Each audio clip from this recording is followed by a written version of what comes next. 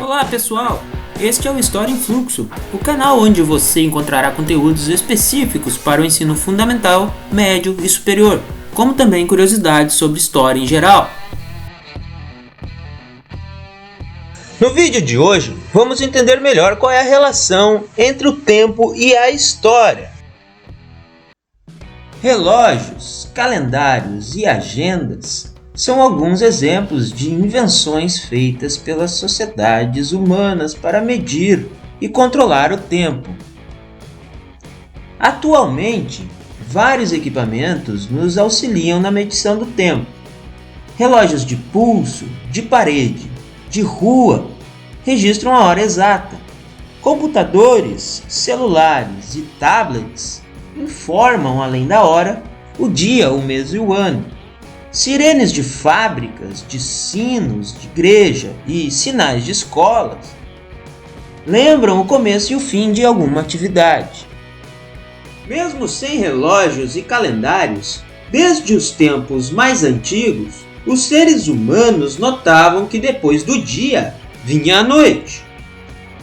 Que as plantas, os animais e as pessoas, com o tempo, envelheciam e um dia morriam.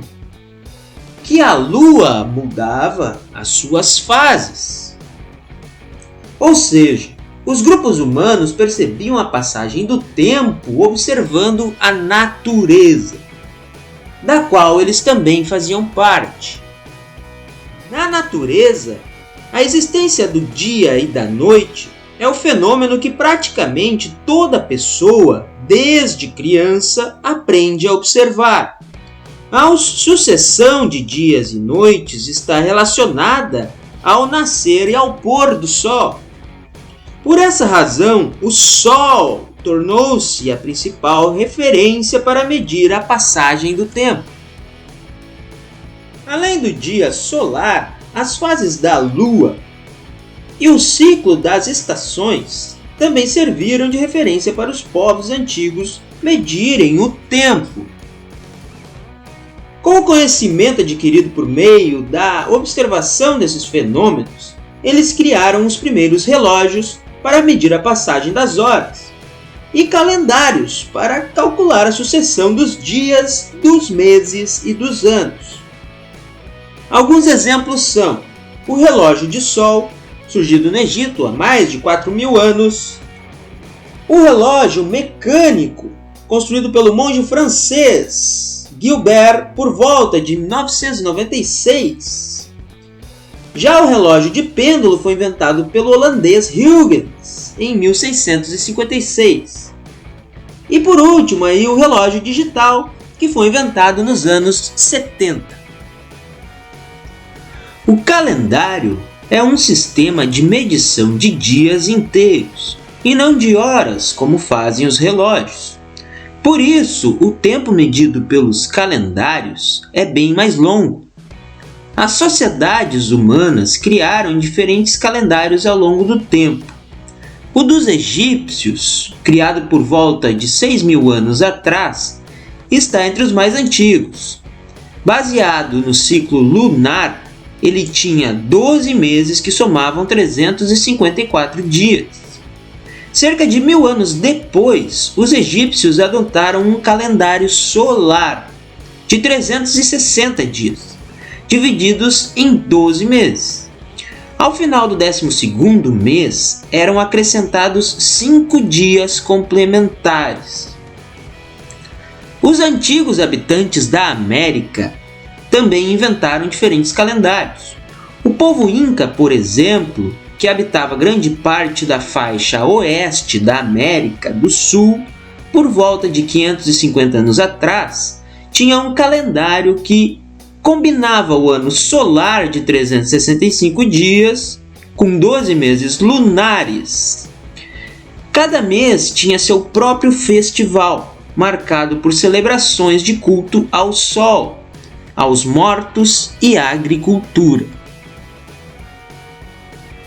O calendário tradicional chinês, assim como o Inca, é lunisolar, ou seja, combina influências das atividades do Sol e da Lua.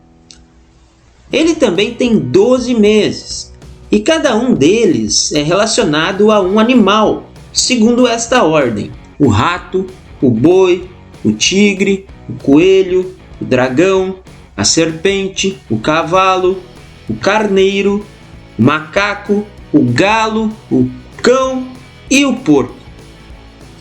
O que poucas pessoas sabem é que na China se adotam 2 calendários. O calendário ocidental é solar e ele é usado para atividades civis e administrativas, como o dia a dia do trabalho, escola, comércio, bancos, instituições públicas, entre outras coisas. Já o calendário tradicional é usado principalmente para datar eventos relacionados à cultura do país, como, por exemplo, o Ano Novo Chinês e o Festival de Meio Outono, 2 feriados nacionais no país. O calendário que está na sua agenda, na folhinha da parede da sua casa ou na secretaria da sua escola, marca os meses e os dias do ano em que estamos atualmente. Que fato considerado importante teria marcado o início da contagem desse calendário? Como talvez você já saiba, o acontecimento foi o nascimento de Jesus Cristo, ponto de partida do calendário cristão. Nesse calendário, os anos anteriores ao nascimento de Cristo são contados de forma decrescente e vêm acompanhados da sigla AC, antes de Cristo.